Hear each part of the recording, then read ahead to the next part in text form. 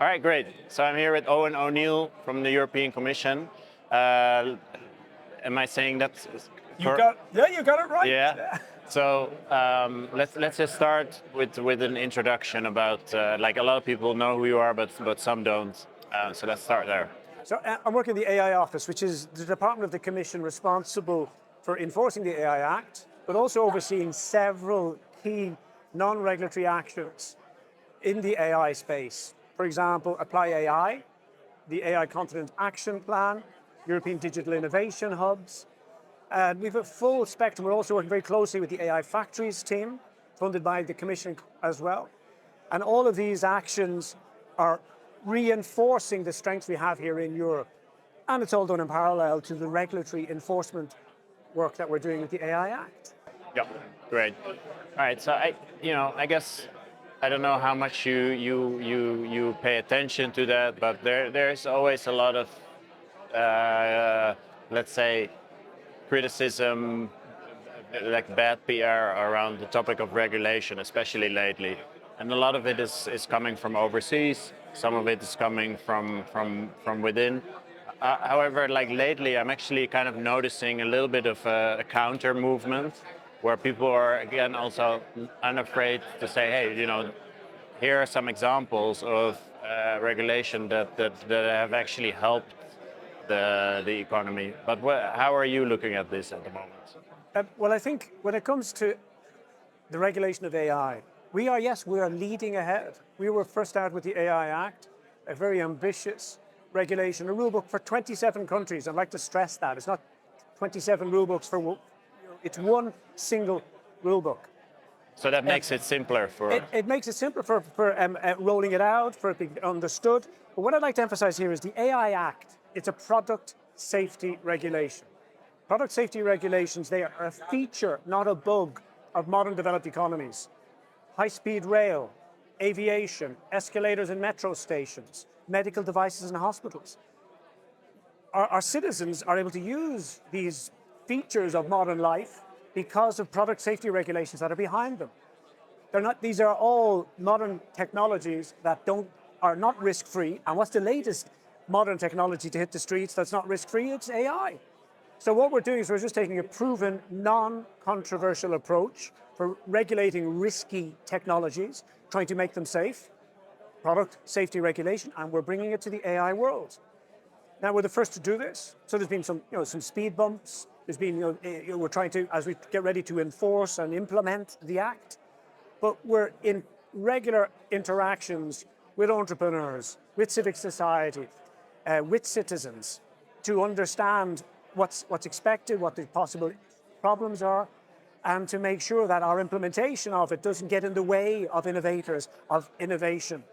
And in fact, if anything, the goal is to make AI technologies, to have that stamp.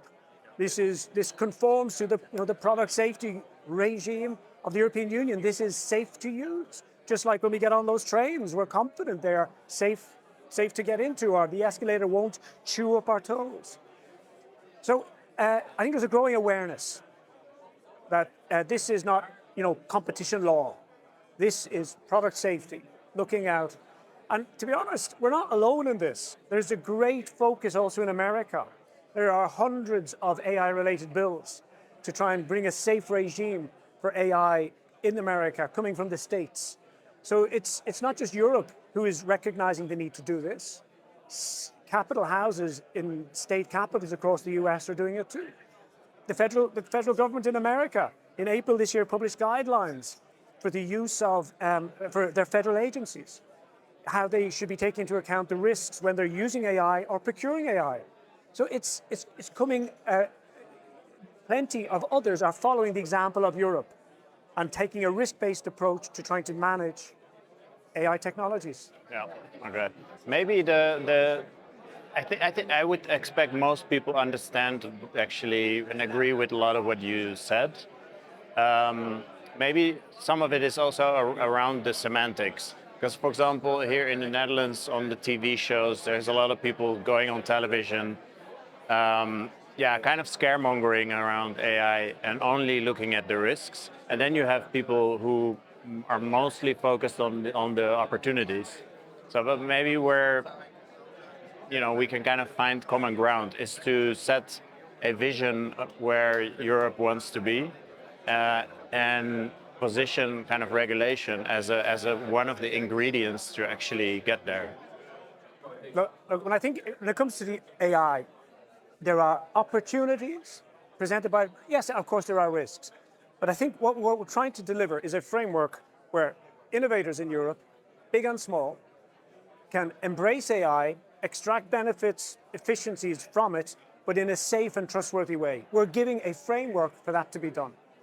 So it's not trying to step back from the opportunities, allowing people to lean into those opportunities, but in a way that is safe, trustworthy, and by the way, will be then easier to sell.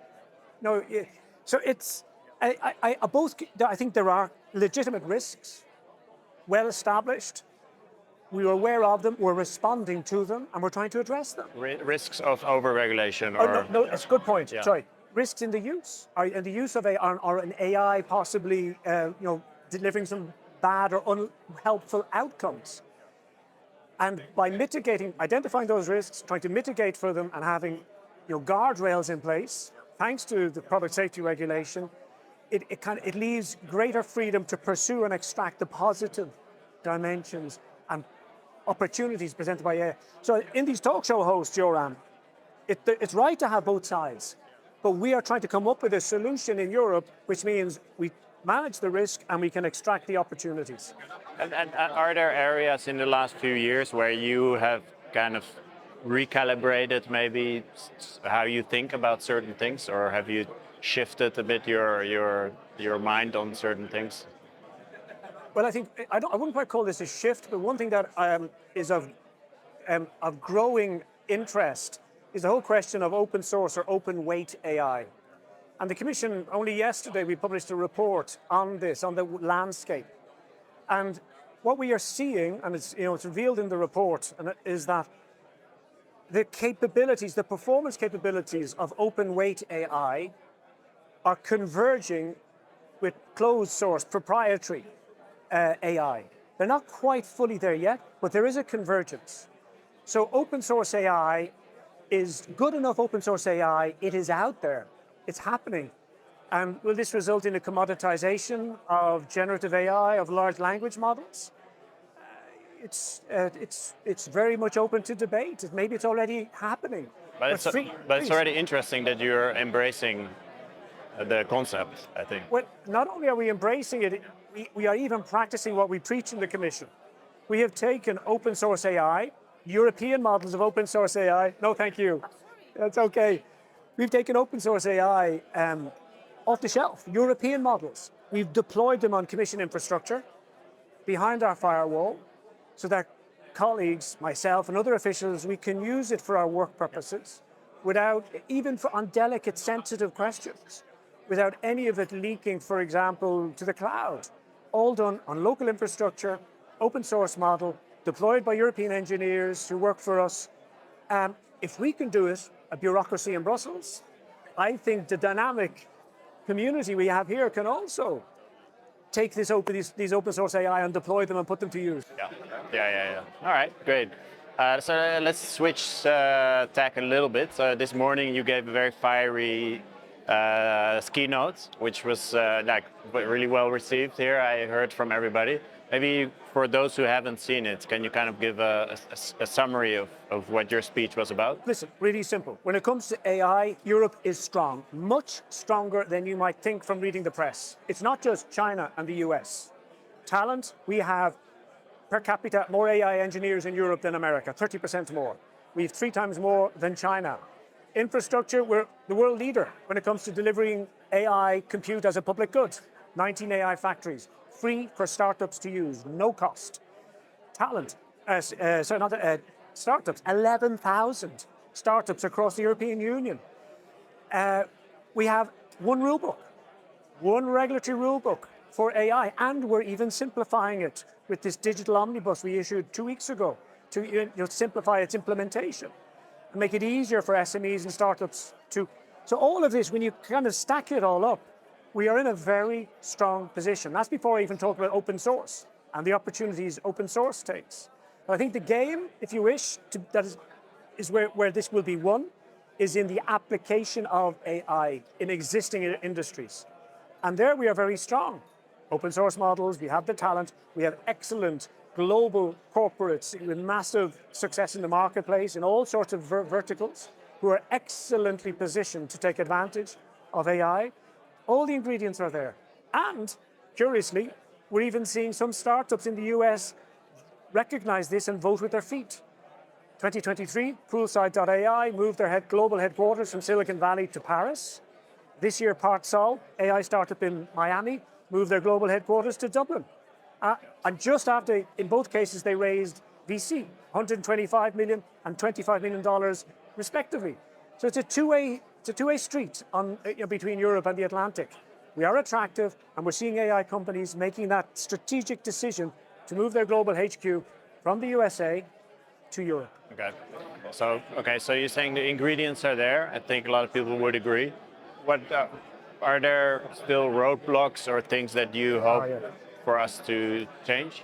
I think one of the biggest roadblocks, and I know I'm preaching to the converted here, I fully agree though, is in big tickets, investment, scale up. Those companies that are scaling and need more than 100 million euros of investment. There we have a gap. No debate. I think in the early stages, European funding is healthy. But as you get to the big ticket, it is a problem. Now, in the Commission, we've recognized this. We only, I think it was 2 months ago, announced the Scale Up Europe Fund. We are recruiting the fund manager. It will only invest in big, it'll only be big ticket investments, minimum 100 million euros of investments. We have mobilized private capital as well as from the public purse, and that we expect that fund to get active next year, 2026, and start helping to plug that gap. It's not the silver bullet, but it will contribute to closing the gap that we struggle with for those big tickets.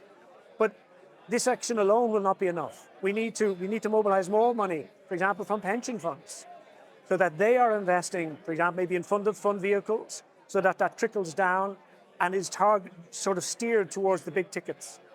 There's work to be done there, but we've diagnosed the problem. Steps are being taken, but we need more. Yeah, and then I guess there's the 28th regime, which you've been working on for many years. The 28th regime is what I can say about the 28th regime, the Commission's proposal will come out in March, end of March this year. It will be robust, it will be serious, and it will be then it's over to the European Parliament and the Member States to buy in. But I can with confidence say that a robust proposal will come from the Commission. And then the ball, going back to sporting imagery goes from the Commission into the European Parliament and the courts of the European Council. Could there be a model where countries can opt into it, maybe instead of all adopting it one by one? That remains to be seen. There's lots of work on some of our best colleagues on all of these questions and how to encode it in legislation are working on it. There's lots of interactions with the ecosystem during this period, and that will continue. But it will be a serious, robust proposal. Watch this space. Yeah, totally. All right, no, that's great. So let's leave it there. Nice one. Thank you, Yoram. Always a pleasure to talk, and thanks for doing this. Pleasure. Thanks, Yoram. Yeah.